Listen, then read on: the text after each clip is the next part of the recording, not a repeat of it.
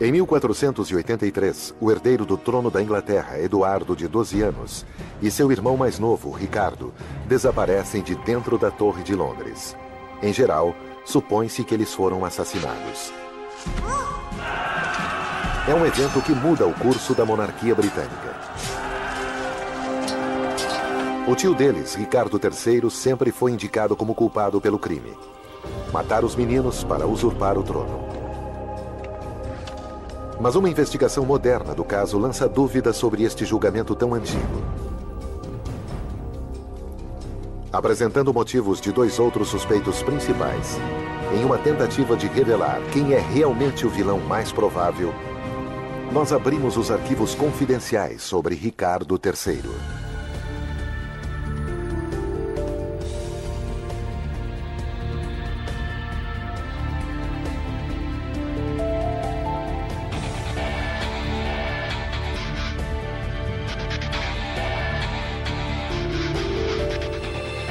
Arquivos Confidenciais. Ricardo III. O desaparecimento de dois filhos de Eduardo IV, sucessores de seu trono, é o mistério não resolvido mais infame da história real britânica.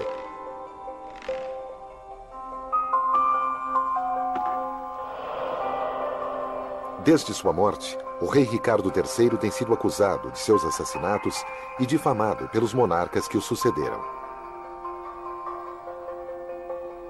Até William Shakespeare imortaliza Ricardo como um usurpador deformado, apoderando-se da coroa da Inglaterra em meio a um mar de sangue, incluindo o de seus sobrinhos.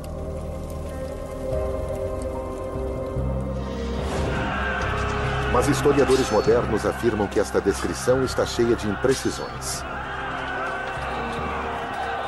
Na verdade, a vida de Ricardo está bem documentada. Irmão leal de Eduardo IV, o pai dos jovens príncipes, a Ricardo é confiada a guarda deles quando Eduardo morre. Na época, Ricardo é largamente considerado como o melhor homem para governar o país até os meninos atingirem a maioridade. Ele não é um corcunda aleijado, e nem é o único homem que pode ter o sangue dos sobrinhos nas mãos. Finalmente, possibilitando a Ricardo III ter uma audiência que ele nunca teve, será que agora ele poderá ser inocentado depois de 500 anos desta fama ruim? Em 1483, Ricardo coloca os meninos na Torre de Londres. O historiador e professor A.J. Pollard acha que o encarceramento dos meninos não prova a culpa de Ricardo. Colocá-los na torre não foi necessariamente sinistro, porque era ali que a procissão de coroação começava. Era um grande palácio real, uma residência real. Só mais tarde, e talvez principalmente por causa do que aconteceu aos dois meninos, que associamos a torre a uma prisão, onde as pessoas são executadas ou assassinadas. Não há dúvida de que Ricardo queria a coroa, e seu método de consegui-la é questionável. Em junho de 1483, anuncia-se que os meninos são ilegítimos, baseado no fato de que seu pai, o rei morto, tinha noivado outra mulher antes de se casar com a mãe deles.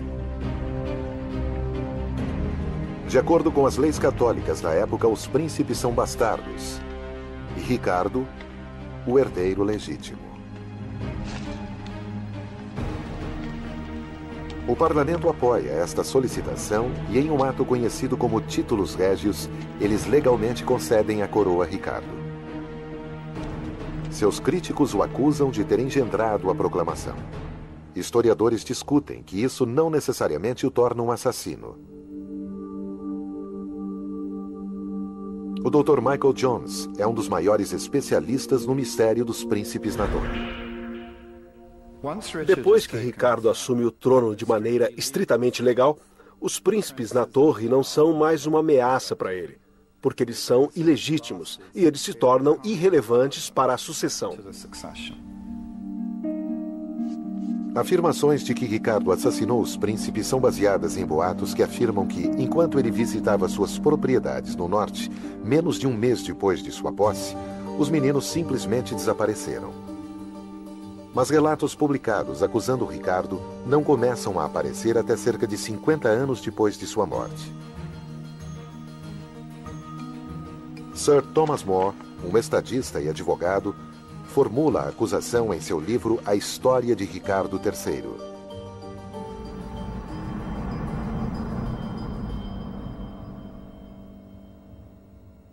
Linda Pigeon é especialista em história real britânica. Ela estuda a crônica de More a fundo.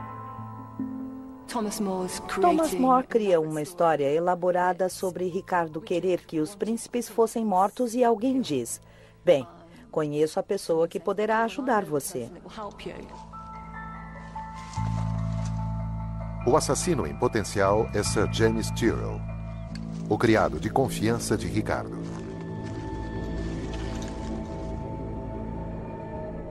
Segundo Thomas More, Tyrrell e 2 de seus ajudantes assassinam os filhos de Eduardo enquanto eles dormem. Este é o enredo que Shakespeare copia mais tarde.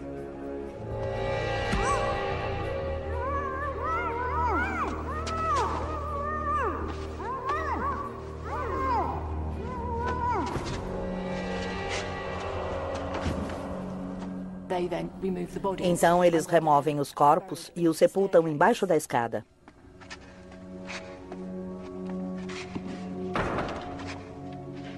A história de More condena Ricardo.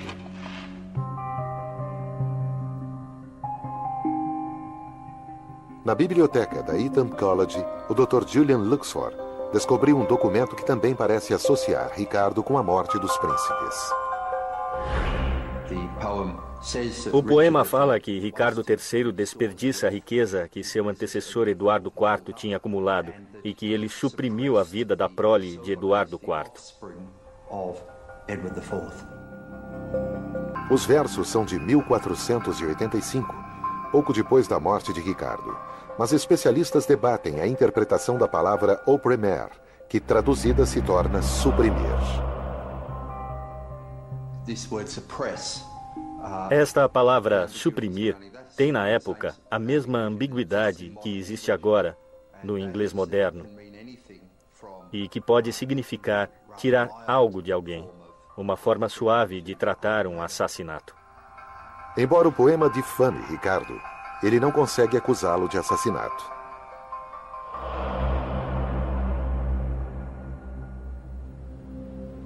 Uma outra pista em defesa de Ricardo III em relação aos assassinatos reais vem de uma descoberta fortuita feita dentro da Torre de Londres. Durante reformas em 1674, operários descobrem 2 esqueletos pequenos. Exatamente como foi relatado na história de Thomas More, eles estavam sepultados embaixo da escada. Hoje, uma placa marca o local onde os restos mortais foram encontrados. Mas historiadores questionam se os ossos são realmente daqueles 2 príncipes reais.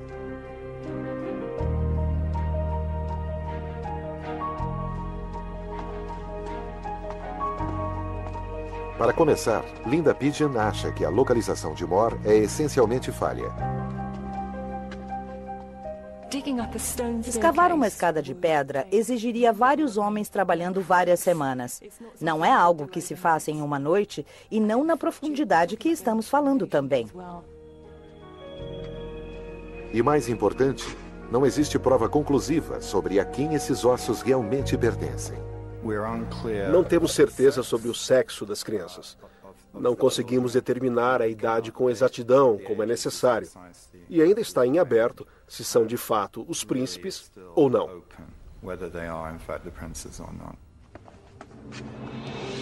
Se os ossos são dos 2 jovens príncipes, isso apoia as alegações de More. Mas a família real atual se recusa a permitir que qualquer tipo de exame seja realizado.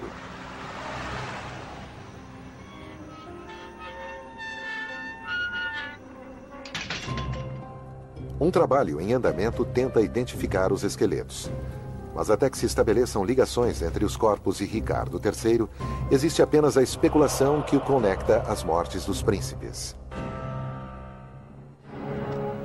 Apesar dos séculos de recriminação, o caso contra Ricardo é surpreendentemente fraco.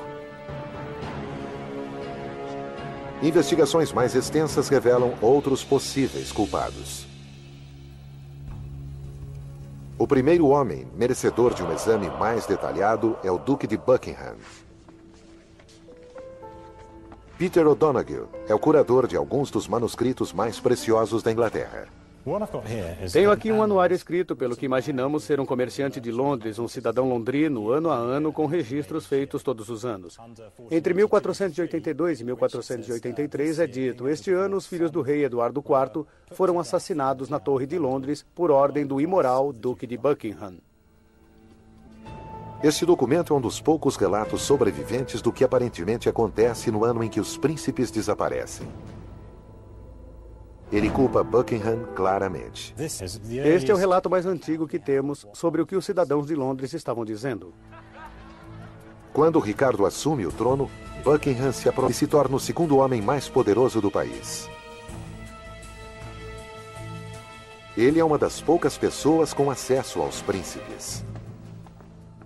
Bert Fields é advogado e historiador e vem investigando todos os suspeitos no caso.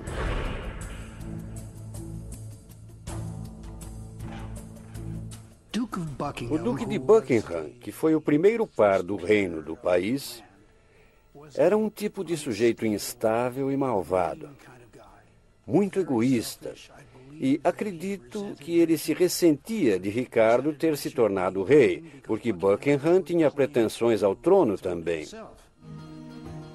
Como braço direito de Ricardo, Buckingham está sempre ao seu lado. Mas quando Ricardo faz sua primeira visita a Oxford, logo depois de sua coroação, Buckingham não é recrutado como membro do grupo real. Se Buckingham ficou em Londres, chegar aos príncipes seria fácil.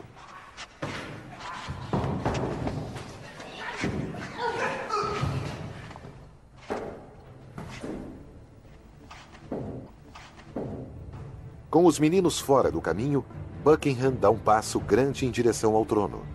Principalmente agora que ele implica Ricardo.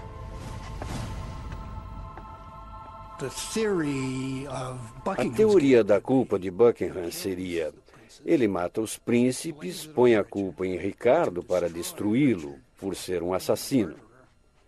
Acho que é uma possibilidade muito realista, dada a personalidade neurótica e instável de Buckingham.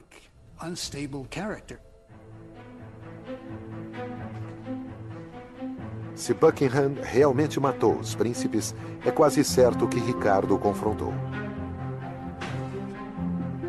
Os dois homens marcam uma reunião.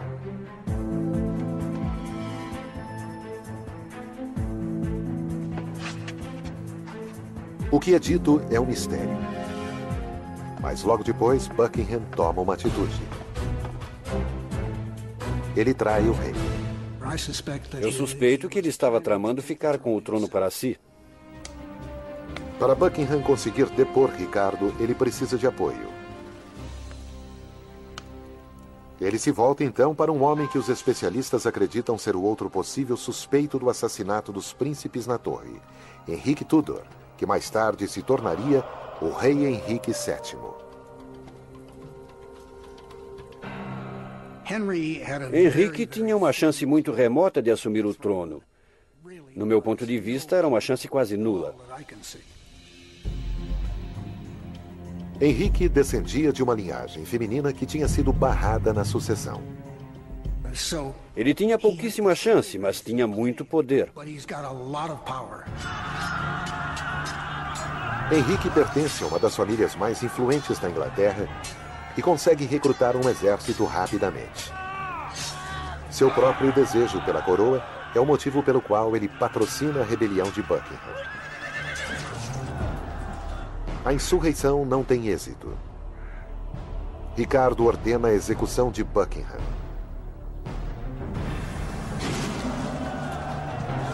Henrique escapa para continuar lutando e 2 anos mais tarde ele desafia e derrota Ricardo em um encontro épico. A Batalha de Bosworth Field, que é vencida pela política e não pela bravura. Mais uma vez, Ricardo é atraiçoado. Seu aliado, o Conde de Northumberland, o trai, retirando seus homens e deixando Ricardo com menos tropas. Henrique afirma que a sua oposição a Ricardo se deve ao fato de ele ter assassinado os jovens príncipes. A reação do povo quando da derrota do rei sugere que muitos de seus súditos não acreditam na história de Henrique. Ricardo era querido em especial na parte setentrional da Inglaterra. Northumberland o traiu na batalha, e quando Northumberland voltou para suas terras no norte, ele foi assassinado pelo povo, que realmente achava que aquilo era algo com o que eles não conseguiriam viver. O fato de que ele tinha traído o herói deles. Com a morte de Ricardo, Henrique se apodera do trono e se torna o rei Henrique VII, o primeiro monarca dos Tudor. Ele já tinha confirmado seu pedigree real ao prometer se casar com a irmã dos príncipes. Mas, ironicamente, ao torná-la sua rainha, Henrique reinstala o direito dos meninos à coroa ao revogar sua ilegitimidade. Se eles são ilegítimos, sua esposa é ilegítima. E se sua esposa é ilegítima, ele realmente não é o rei. Então, que recursos ele tem se eles estiverem vivos? Ele tem de matá-los. Agora, o rei vitorioso, Henrique, tem controle total sobre a Torre de Londres. Seus homens não teriam problemas para eliminar 2 adolescentes.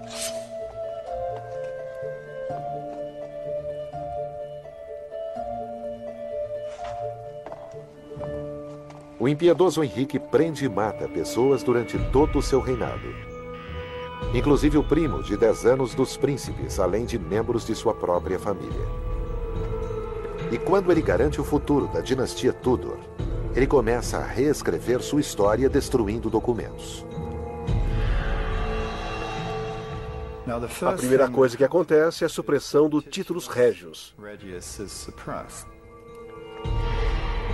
O Titulus Regius é um ato parlamentar que detalha a ilegitimidade dos 2 jovens príncipes e estabelece o direito de Ricardo à coroa. Politicamente, ele tinha de se livrar deste documento inoportuno, porque ele difamava e caluniava a futura rainha. Destruindo o Titulus Regius, Henrique, além de limpar o nome de sua esposa, ele também relega Ricardo à posição de usurpador.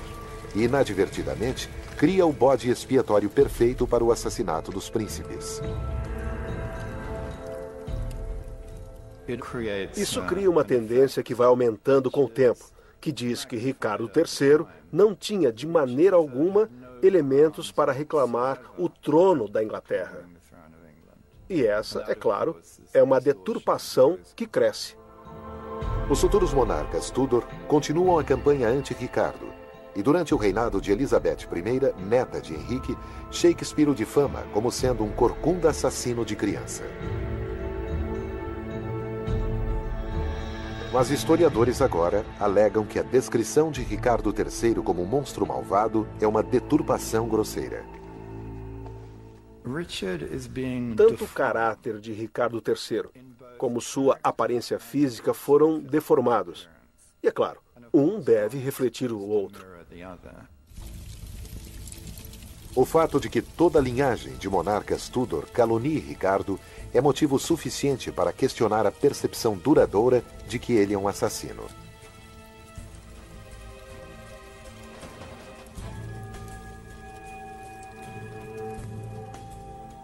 Apesar das afirmações dos Tudors, não existe prova de que Ricardo tivesse matado os meninos. A partir das provas, Henrique e Buckingham parecem igualmente abertos à suspeita. Depois da morte de Ricardo, 2 revoltas acontecem, lideradas por pessoas que afirmam ser os príncipes voltando do exílio.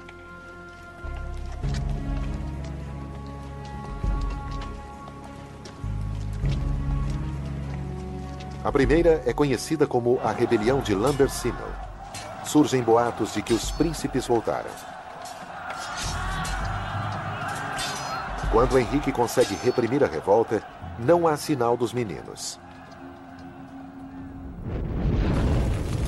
Mas a segunda invasão, 8 anos mais tarde, abala o âmago da monarquia Tudor. Por volta de 1490, temos o surgimento de alguém na corte de Burgundy, que afirma ser o príncipe mais jovem na torre, Ricardo, Duque de York. Henrique denuncia este homem como sendo um plebeu chamado Perkin Warbeck, e não o príncipe Ricardo. Porém, muitos não acreditam nele. Esse impostor, se é que é impostor, e esta série de tramas e revoltas são fatos verdadeiros. Perkin Warbeck, ou quem quer que seja, atrai um elenco importante de defensores. Margaret, irmã de Ricardo III, Carlos VIII da França, o rei da Escócia e o santo imperador romano todos se juntam em seu favor. E então surge o apoio em casa, o mais preocupante para Henrique VII. Seu próprio camareiro, Sir William Stanley. Stanley comenta que se Warbeck é o príncipe Ricardo, ele se aliará a ele. Essas palavras são suficientes para afastar Sir William Stanley. Aquilo está perigosamente perto de casa. A causa Warbeck cria problemas enormes para Henrique. Mas em 1497, enquanto prepara uma invasão a Cornualha, na costa meridional da Inglaterra, ele é capturado e levado para a torre. Ele acaba confessando que não é um dos príncipes.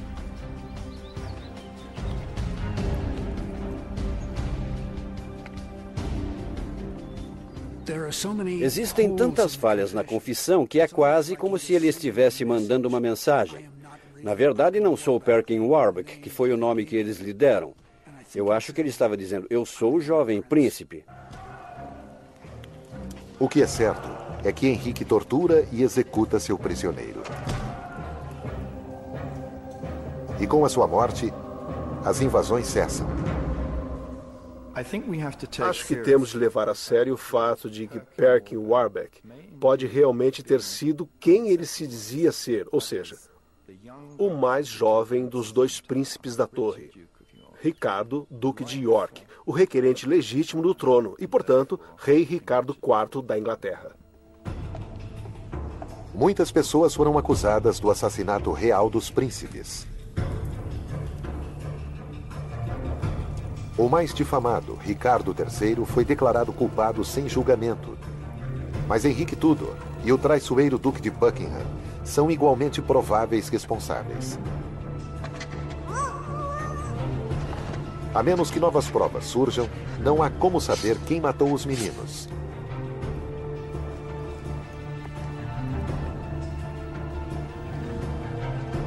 Mas se, assim como alguns especialistas acreditam, os príncipes escaparam e Perkin Warbeck, o jovem Ricardo, volta para reclamar a sua coroa, é Henrique Tudor quem o mata no final das contas.